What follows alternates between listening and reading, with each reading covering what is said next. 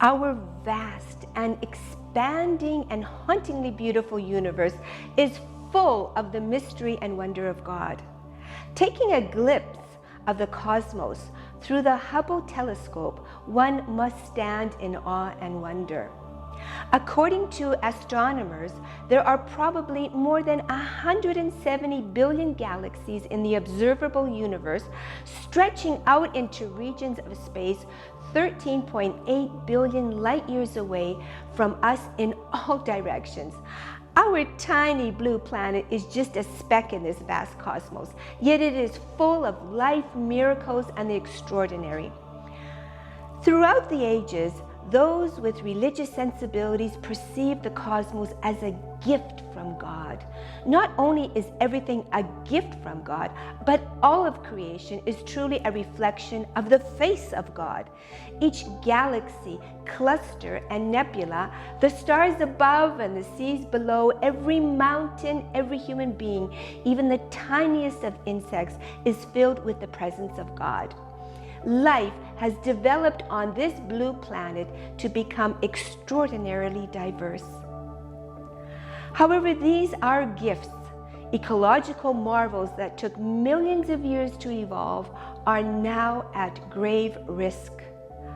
Powerful political and economic interests are threatening the survival of indigenous communities, marginalizing the poor, and deepening inequalities among people.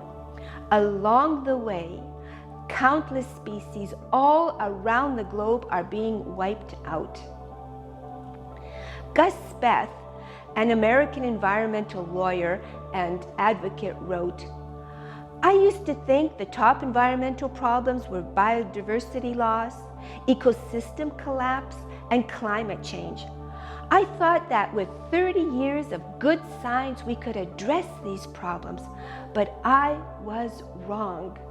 The top environmental problems are selfishness, greed, and apathy.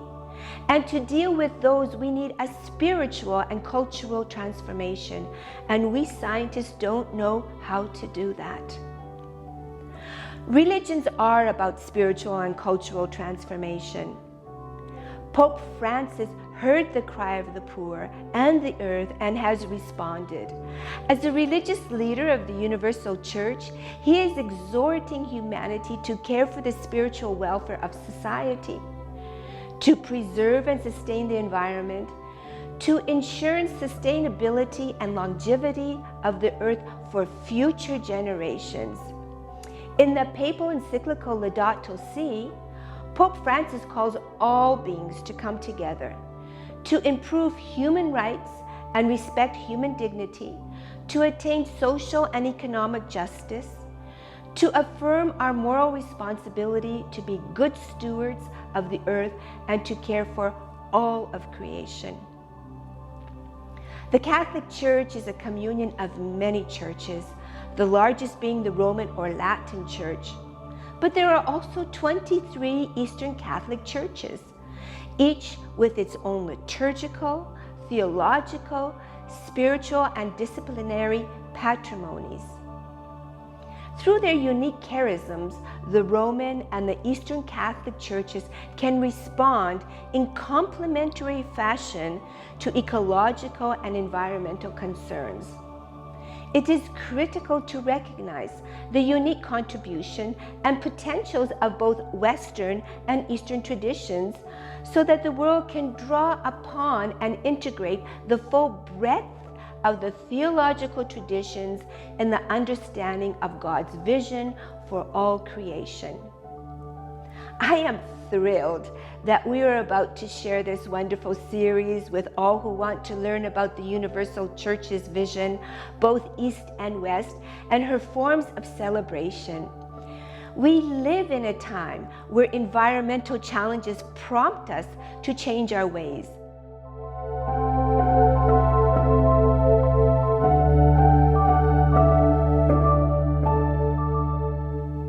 The compelling and inspirational story of Dan and Sarah Denis documents a practical response and gives us hope. This young Saskatchewan couple has tried to respond to the ecological crisis by actually trying to implement Laudato Si into their everyday life as farmers. In direct response to the encyclical, the Denis family has widened their circle of compassion to embrace all living creatures and the whole of nature in its beauty. Farming is not easy. It's not an easy life. It's a beautiful life, but it's financially not easy and it's hard.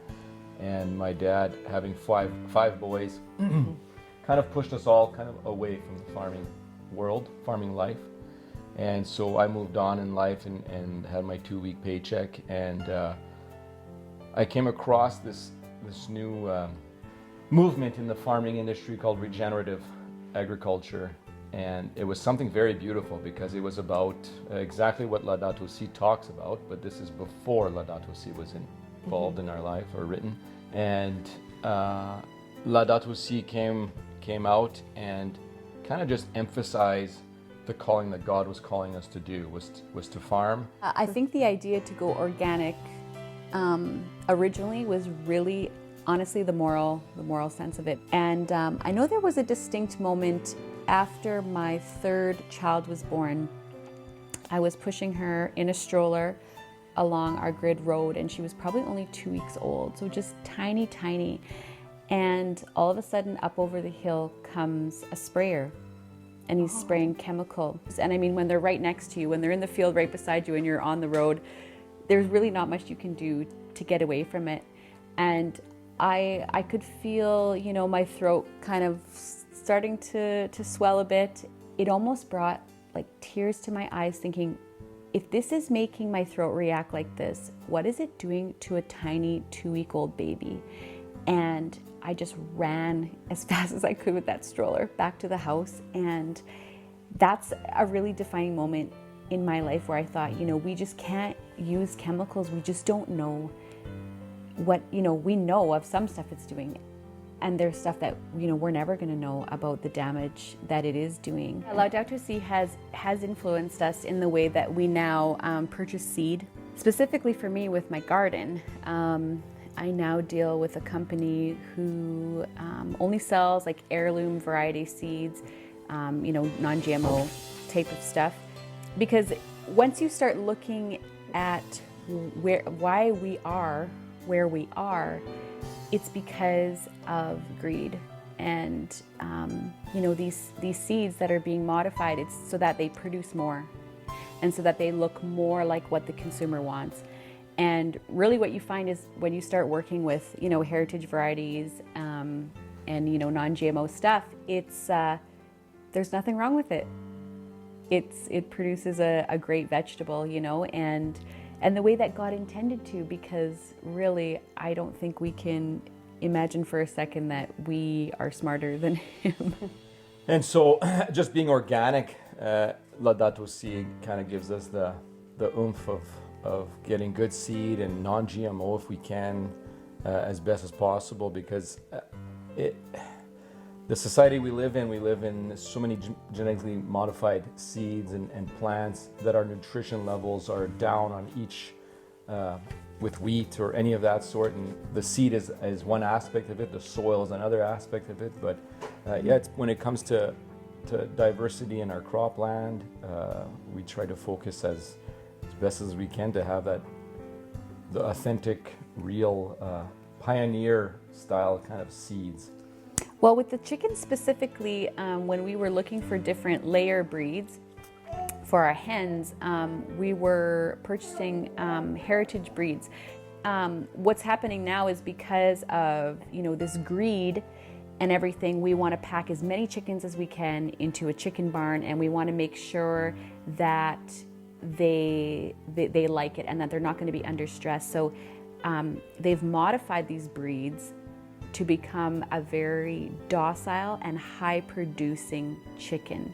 If you have a chicken barn and you pack it with, you know, hundreds of chickens, well, you want to make sure that every chicken in there is laying an egg per day. But that's really not how chickens are created to live, right? And chickens love to scratch the ground and they love to roam. So really you're taking away this natural instinctiveness that the Lord created them to have. So for us, when we choose the heritage breeds, these breeds, they're going to tolerate being outside better.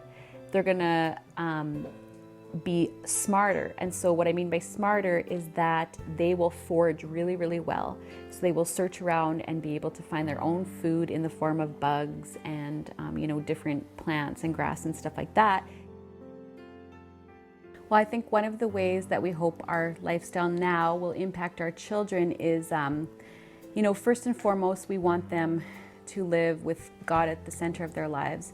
So I think bringing about that awe and wonder, letting them be in creation and really experiencing it. Just in my own life, when you look at when you're out with the cattle or you're moving the chickens and you actually stop and you just listen. It's something that we don't hear if you're in the city or even on the farm itself. There's always a buzz going on, but there's just something about being out there and to hear the animal breathe, move around. There's beauty there, and I really want my children to cherish those moments of silence, to really contemplate and to look around and to see what can I learn from the moment that I'm in. Right? It's God's creation, just truly living without us interfering, and we really leave the animals in their element. You just really leave them do what they were called to do, which is to live and to eat and provide food for us.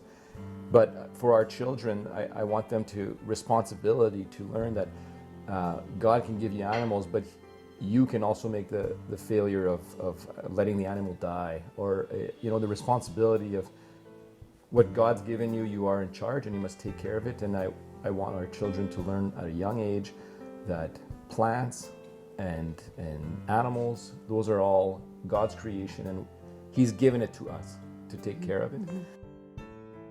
I love this topic of evangelization, especially when it comes to Laudato Si.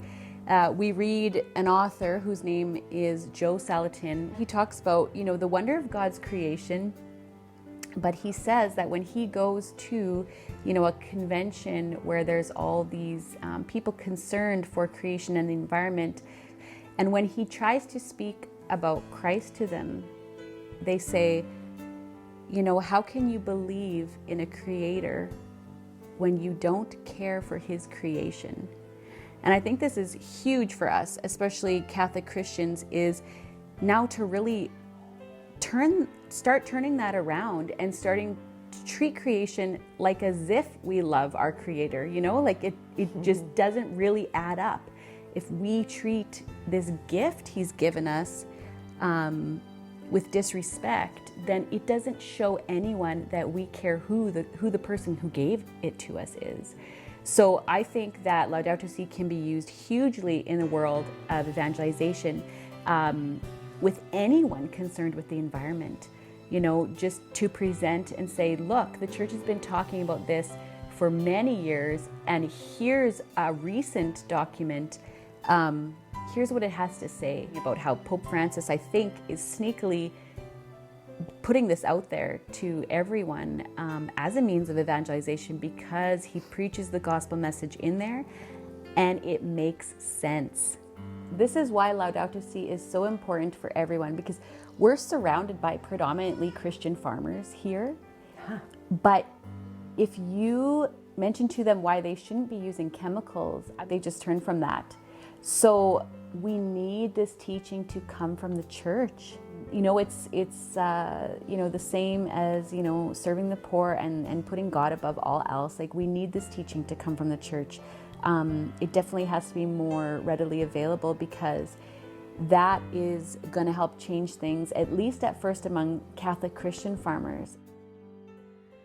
The story of Dan and Sarah Denis can teach us that our faith is rooted in God's love for us and our desire to return that love. Their story speaks about transformation, conversion, the common good, the role of sacrifice, all of which are needed for an effective and proportionate response to the ecological crisis.